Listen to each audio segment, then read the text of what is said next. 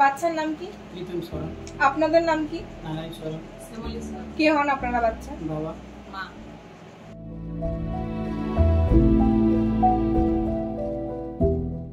বাচ্চার কিসের অপারেশন হয়েছে? হার্টের অপারেশন।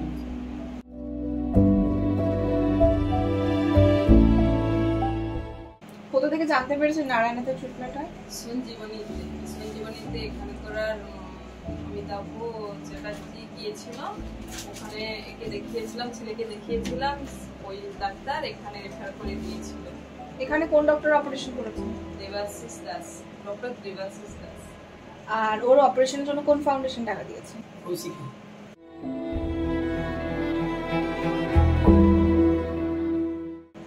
কৌশিকাকে কিছু বলতে চান? Thank you.